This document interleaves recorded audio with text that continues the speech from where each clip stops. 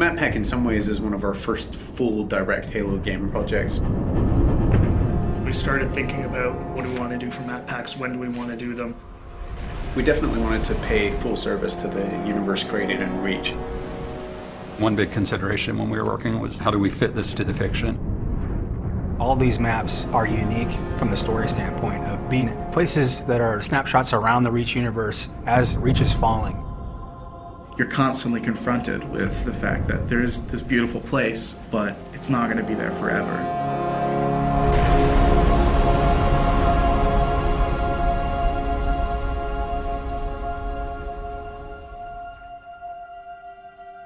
Coming up with the sort of spectrum for Map Pack is a really straightforward business and at a very high level. You just say, what do we already have and what do we need to kind of flesh things out?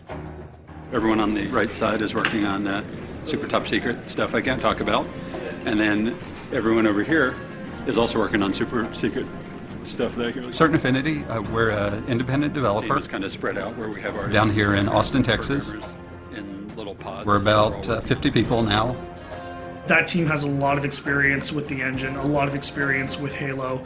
Incredible Halo fans, obviously, because so many of them have been involved in the games before. On Halo 1, I ended up doing the user interface. Halo 2, I shifted to development. On Halo 3, I was multiplayer online lead. So right from the get-go, we worked really closely with the publishing team at 343 to identify maps that would make sense in the context of Reach. Example of the overgrown stuff that we're talking about. It was great because CA was crazy passionate. Like, these guys just showed up with a huge list, and it was more a question of just, okay, well, we can only make so many of these, so, you know, let's get to ones that we think kind of fit the fiction, fit the flow. There was a lot of exploration and a lot of collaboration between the two groups. One idea that came to mind was, wouldn't it be awesome to have a multiplayer map that you can see the planet getting glassed below you? Condemned takes place high above Reach on a space station, somewhat decimated by Covenant attack. So when we started Condemned, we wanted to make a map that was really fun for close range, but still had some long range sniping stuff in it. We're looking at Lockout specifically. What are some of the characteristics about Lockout that we think are so fun, and how can we take some of those and do them in a completely new map? Something that really pulls infantry together in a really tight environment. It is a circular map. You know, how do we prevent people from just getting in this habit of going in a circle and never meeting each other? The low grav center, which we experimented with a couple different ideas on. Sort of this one spot where no matter where you are on the map, you can always get to the action quickly, or you can always get across the map quickly. It does change your gameplay style and things you need to do. You're kind of a sitting duck when you're sitting out there in low gravity floating around. I remember at one point there was a giant energy beam that would come down, and if you were standing on that center platform at the wrong time, you would get blasted to smithereens. It was just encouraging people not to go into the center of the map, which is the exact opposite of what we wanted to do, so we just removed it. The earliest stages of the art pass were dark and much more creepy. If it's dark and industrial, it's really easy to get lost. So over the course of development, we decided to brighten the space more. And make it still retain a lot of the character we originally wanted, but to make it work. On a really tight map like Condemned, it's critical that the player is able to orient themselves. It actually came down to a lot of art coming in and helping us out and doing color-coded rooms. In the comm room, there's actually a big hologram establishing where it's been damaged and that it had been abandoned. Thinking about it like a facility that you would be in, you know, what kind of signage would be around that would help you navigate an airport or a hospital or a military base. One of the effects which we iterated on the most was the shield door effect. We couldn't make it look like a shield from any other shield effect that you have in Halo, because that would communicate a certain functionality. We had to design a new one, and we went through probably 4 or 5 different iterations.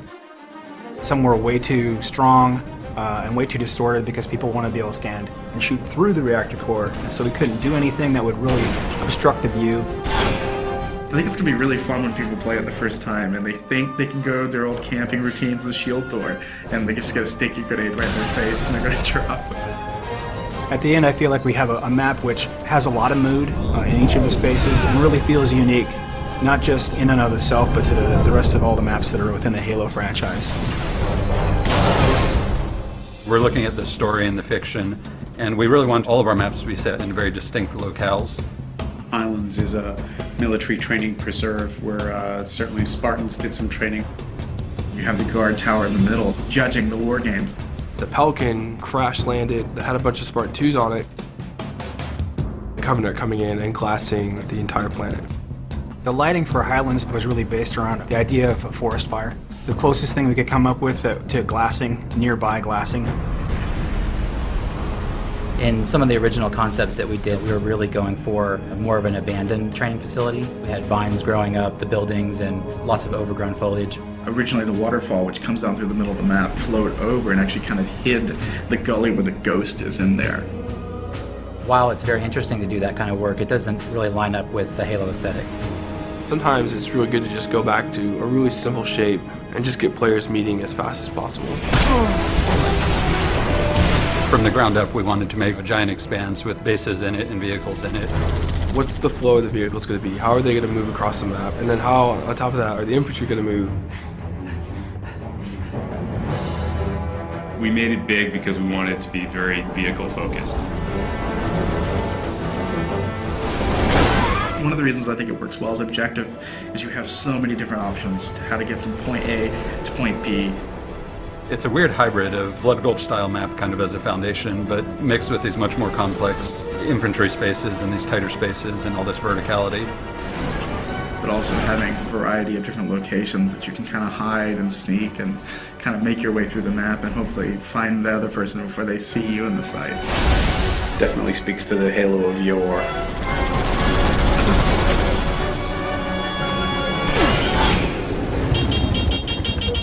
The new expanded firefight support meant that we definitely wanted to put in another firefight map. Unearthed is a really dusty, dry, arid environment. Reach is an industrial world, and its main purpose is a kind of military-industrial outpost at the far reaches of human space. It's quiet. You can see the tire tracks on the ground where there's been human activity, but it's gone. It's a ghost town. It's a ghost world.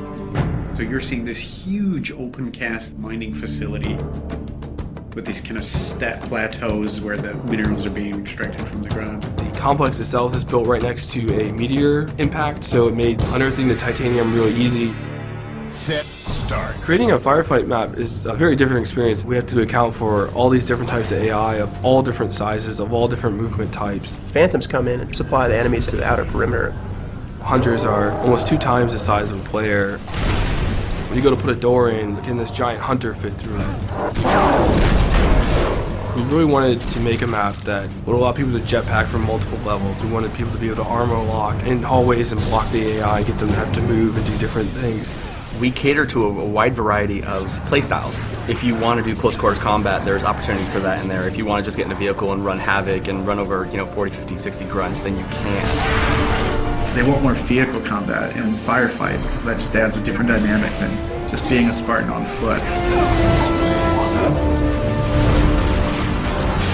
There's an inherent oval racetrack, and we have warthogs. So you put 2 and 2 together, you can run laps through the map. So there's literally through the main structure, and then under the bridge, and then back around. You can load up your buddies, get a rocket launcher, riding shotgun, and then run laps and just rack them up. Just mauling through tons of Covenant. It adds this kind of exclamation point on the excitement and fun that is firefight. I hope that when players first play Unearthed, that they take a look around and just feel inspired and in awe of the grand scale of things, because it's a huge map.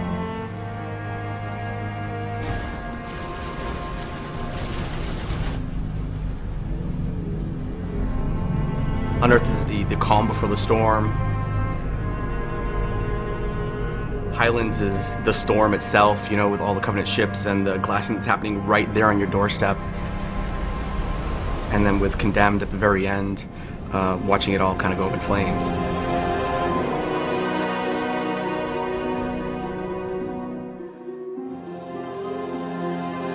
This is really something being created by 343 and CA, and just being created by a bunch of diehard Halo fans. This is our core business. This is all we're doing from now on is Halo games and Halo support and Halo maps. We have resources, we have people, and we're going to throw those people and those resources and that talent and that effort to the Halo franchise, and it's a huge responsibility. People should understand that we understand that and we respect that, and we're going to do everything that we can. The community is huge for us in helping us shape what it is that we do next. The more vocal the community is, the more they tell us what they like, the more we can make sure that we try to give them that experience.